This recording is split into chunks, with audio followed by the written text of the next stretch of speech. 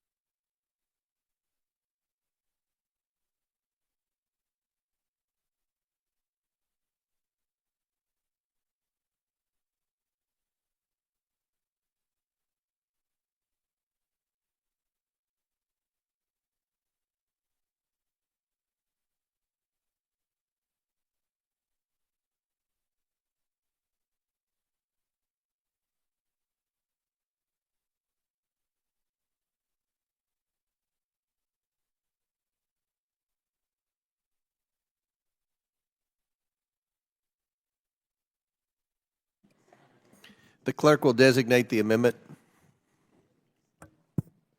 Amendment to the amendment in the nature of a substitute to H.R. 8706 is offered by Mr. Frost of Florida. Without objection, the amendment is considered as read. I reserve a point of order.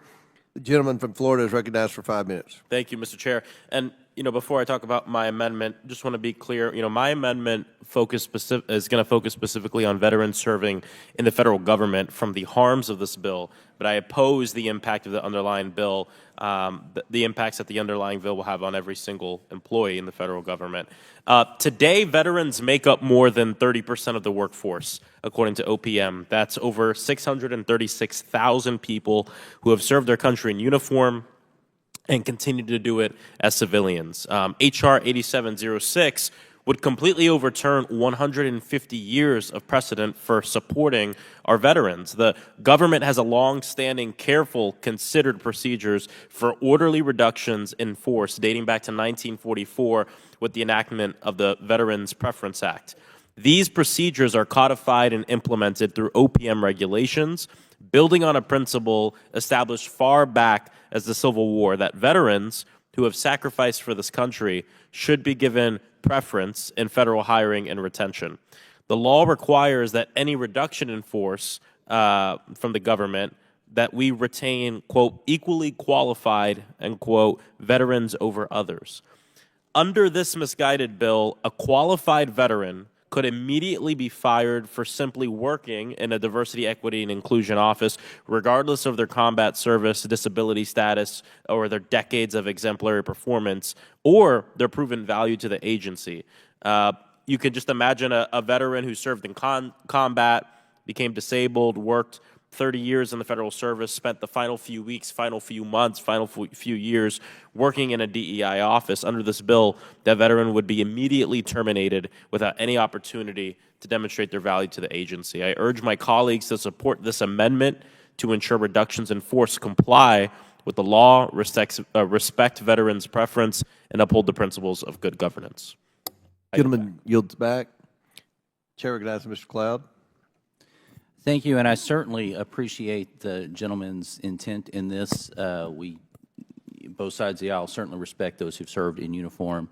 I'm proud to represent a district that it's a place people flock to because of how our community supports veterans. I have a concern about this and would love to work with you on it, but my concerns are of a technical nature in us getting at this at the last minute to understand the potential unintended consequences. Very specifically, I could speak to the provision that says Code of Federal Regulations. We do not have the time in the moment to go through the entire Code of Regulations related to this and see what is there, not to mention that could change tomorrow without Congress doing anything. So we certainly want to protect veterans. I do not think that this would negate the longstanding status quo we have toward veterans. But at the moment, I think we'd have to object to this until we could work that out. But I'd certainly be happy to work with you on making sure that we get the intent of what you're doing before this goes to the floor. Gentleman yields back. Any other members seek recognition? Seeing none. The question is on the amendment offered by Mr. Frost from Florida. All those in favor signify by saying aye. Aye. All those opposed signify by saying no. No. In the opinion of the chair, the noes have it. The amendment is not agreed to. I request a recorded vote.